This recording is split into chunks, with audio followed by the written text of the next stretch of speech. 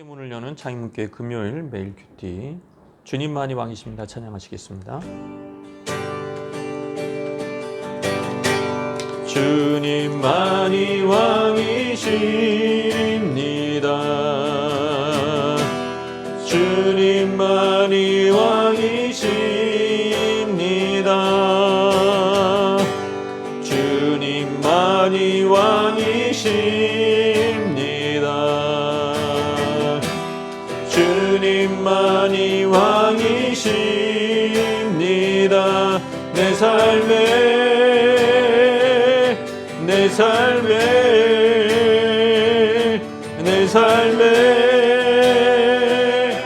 내 삶의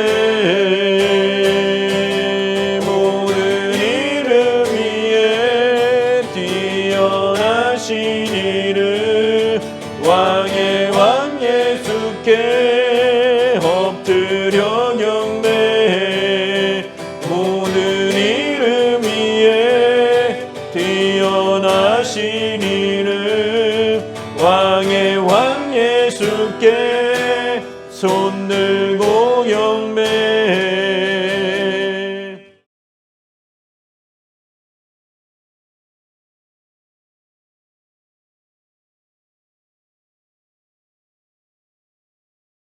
제5장.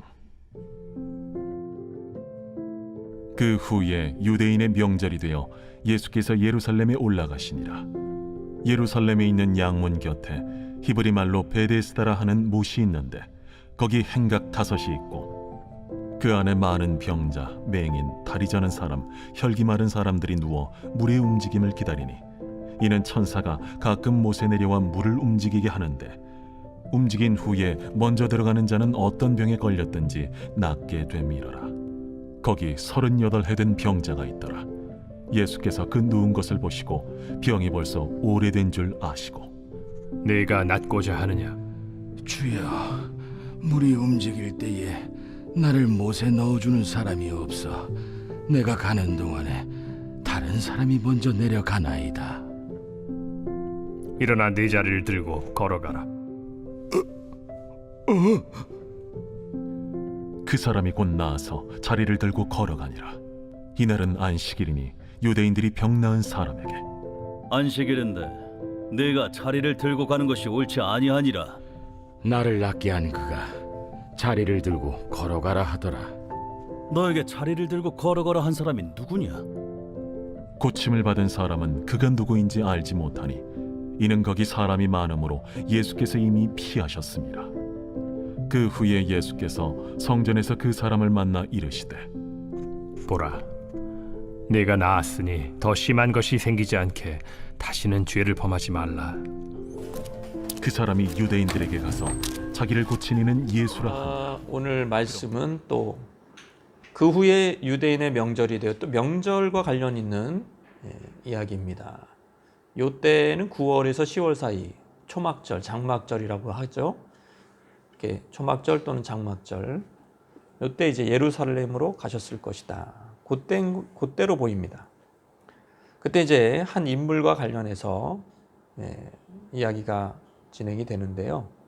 예수께서 예루살렘에 올라가셨다. 근데 이런 참 성경의 표현들 보면은 그 지리적인 뭡니까 지형과 그런 것들을 다 고려해서 얘기한 거라는 것을 알 수가 있어요.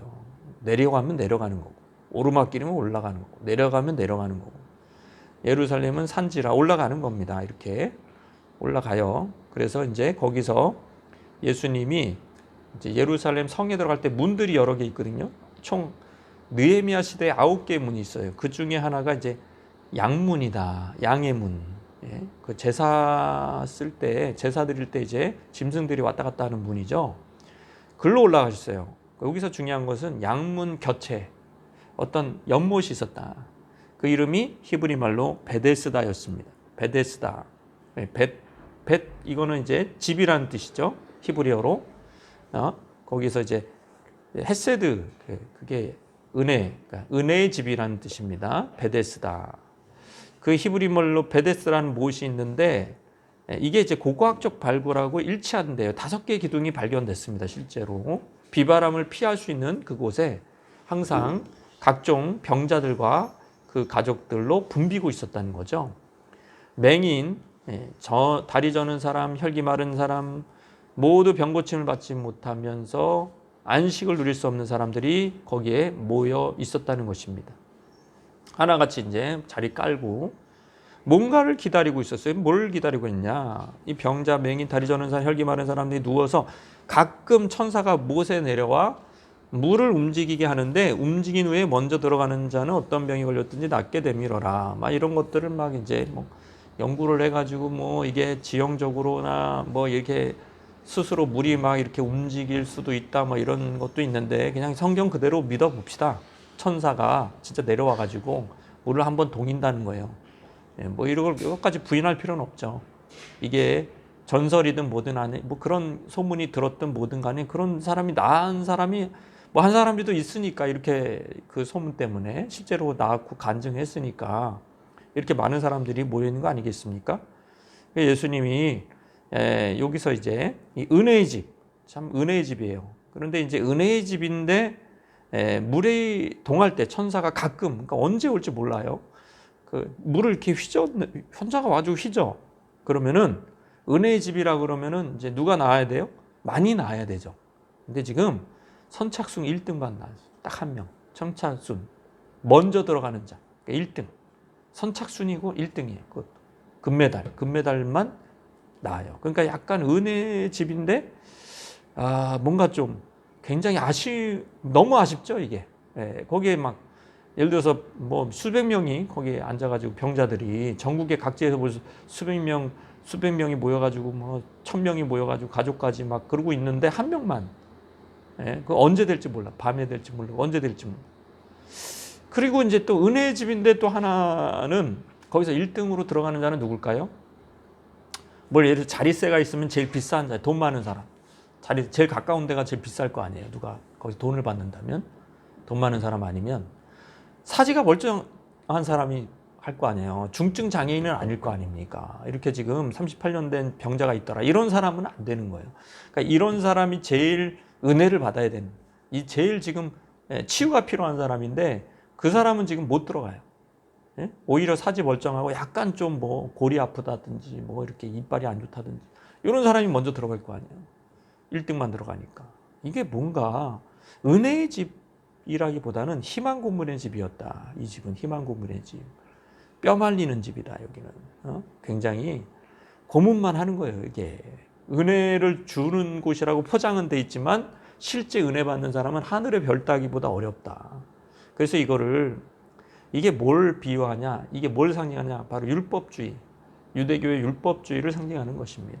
율법을 지키면 살리라. 근데 지킬 수 없어요, 사람들이. 못 지키는 겁니다. 율법이 그래서 나쁘냐? 그게 아니죠. 율법은 선합니다.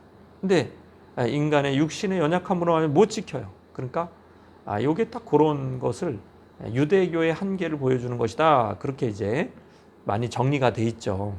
그래서 예수님은 딱 그 누운 거를 보시니까 병이 벌써 오래된 줄 아시고 이르시되 네가 낫고자 하느냐. 예수님은 이게 병이 10년 됐는지 20년 됐는지 38년 됐는지 딱 보면 아시는 거예요. 이게 부정과거형이라 그래가지고 이게 바로 아시는 겁니다. 이게 뭐 지각에 의해서 금방 아시는 거예요. 신적 능력으로 금방 아시는 겁니다. 하나님은 우리가 어떤 병이며 어떤 식으로 오랫동안 알았는지 아시는 거죠. 하나님의 아들은. 38년 된 병자가 에게 이렇게 얘기합니다. 그걸 아시자마자 네가 낫고자 하느냐. 그러니까 예수님은 정말 친절하시고 따뜻하시고 사랑이 많으세요. 고쳐주고 싶으신 거예요. 네가 낫고자 하느냐. 그럼 고쳐주시면 되잖아요. 손을 얹고. 그런데 이제 의중을 물으세요. 네가 낫고자 하느냐. 그거는 좀 어떻게 보면은 38년 된 병자가 당연히 저 낫고 싶습니다. 그게 당연한 거 아니겠습니까? 왜 이런 얘기를 하셨을까? 병자가 대답합니다. 저 낫고 싶어요. 오랫동안 기다려왔어요. 그런데 그렇게 얘기하지 않아요. 나중에 이제 그 소경 맹인들 고칠 때는 바디메오 그러면은 이제 제가 보고자 합니다. 제가 보고 싶습니다. 이렇게 바로 나오잖아요. 그런 얘기를 안 하고 이 사람은 상황 얘기를 해요. 현실 얘기를. 좀 불필요한 말이죠.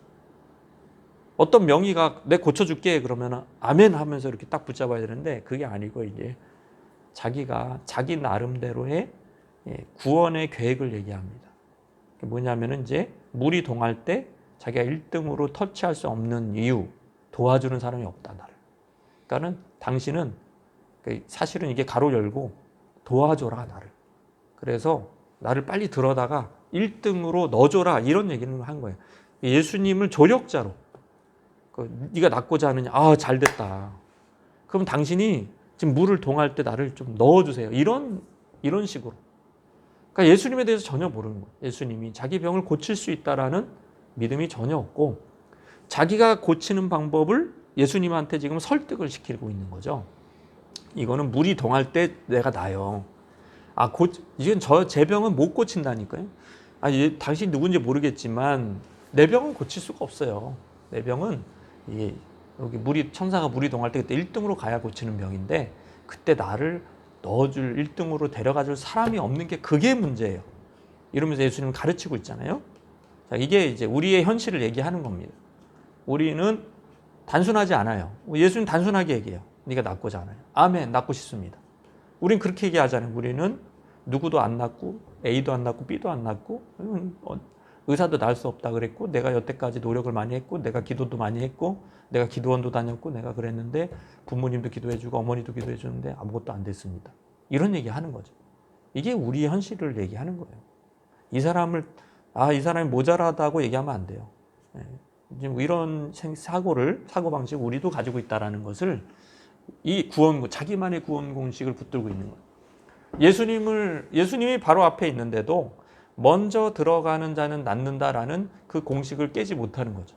그때 예수님 말씀하신 일어나 네 자리를 들고 걸어가라. 예수님이 선포하시는 거예요. 다행히도 이 사람은 그 말씀을 의지해서 뭔가 힘을 썼을 겁니다. 그때 기적이 일어났고 또 자리를 들고 걸어갔어요.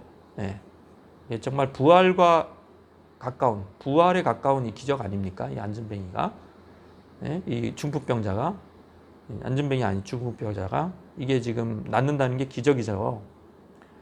그 사람이 곧 나와서 자리를 들고 걸어가요. 깔끔해요. 예수님 말씀 붙들고 예수님 말씀 한 말씀에 네가 낫고자 하느냐? 아멘.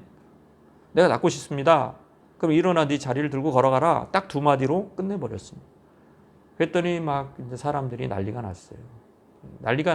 굉장히 좋아했을 거예요. 그러나 이제 그 모습을 보면서 그 고깝게 보는 사람들이 있었습니다. 그 부류는 뭐냐? 유대인들입니다. 유대인들은 신기가 불편했습니다. 왜냐하면은 이 병자를 고쳐준 날이 일주일 중에서 안식일이었거든요. 금요일 해질 때부터 토요일 해질 때까지 거기 안식일에 고쳐준 거예요. 왜 예수님은 다음 날을 기다리지 않고 왜 고쳐줬을까? 이때 유대인들이 시퍼렇게 지금 눈 뜨고, 이 유대인들은요, 전통 유대인들은 안식일에 그냥 목숨을 걸어요. 이렇게 병 고치는 행위도 일이라 그래서 허락이 안 되는 겁니다. 자리를 들고 일어난다, 걸어간다, 이것도 안 되는 거예요. 근데 예수님은 그래서 그 사람들이 유대인들이 얘기하면 안식일인데 네가 자리를 들고 가는 것이 옳지 않다. 그거는 율법을 어기는 거다. 네가 지금 일하고 있다. 노동을 하고 있다. 이런 얘기를 하고 있는 겁니다. 근데 예수님은 기다리지 않습니다. 그들을 두려워하지 않습니다. 안식일을 피하지 않습니다. 왜냐하면 그 안식일 자체가 어떤 겁니까? 성부 하나님, 창조주 하나님께서 모든 사람을 다 지으시고 하나님 형상을 지으시고 만드시고 그 완성하시고 쉬시는 날이잖아요. 근데 지금 그 하나님 형상이 깨어지고 상하고 병들고 38년 동안 아무런 안식을 누리지 못했던 사람들이기 때문에 안식을 주시기 위해서 오신 분이라는 거죠. 그래서 예수님의 창조주 하나님의 능력으로 그를 고치사 이제야 비로소 안식일답게 누릴 수 있었기 때문에 당연히 안식일 날 예수님 고치는 게 맞는 거예요. 안식일은 이 사람한테 의미가 없어. 여전히 물이 안식일에 동할지 무슨 월요일 날 동할지 아무도 몰라. 그러니까 그냥 안식일에도 그냥 이렇게 눈 시퍼렇게 뜨고 눈이 핏발이 쏟도록 계속 주시하고 있어야 되는데 뭐가 안식이 있겠어요. 진정한 안식일의 의미를 주려면 안식일에 고치는 게 맞죠. 여기까지 이렇게 보면은 참 해피엔딩 같은데 어쨌거나 자, 이 고침받는 사람이 누가 나를 고쳤는지 몰랐어요. 이미 예수님이 자기 드러나는 것을 원치 않으셔서 피하셨기 때문에 그래요. 근데 우연히 또 성전에서 그 사람을 만납니다. 그때 예수님이 이렇게 말씀하십니다. 보라, 네가 나았으니 더 심한 것이 생기지 않게 다시는 죄를 범하지 마라.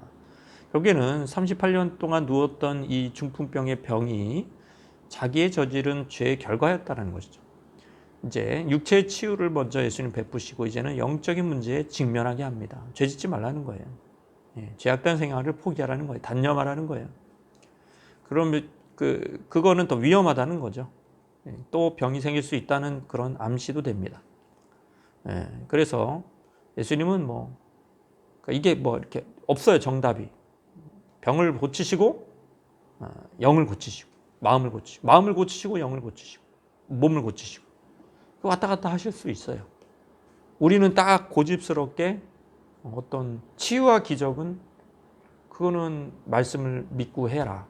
이런 거는 또 우리의 고집일 수 있죠. 예수님은 먼저 고치시고 예수님 누군지도 모르는데 확 고쳐버리시고 그리고 예수님을 오히려 죄에 대한 얘기를 하고 그를 영혼의 구원으로 이끄시는 것도 예수님이 하시는 방법 중에 하나다.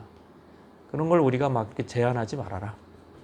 그런 말씀을 우리가 생각하면서 말씀 생각하면 주님 앞에 나가시겠습니다.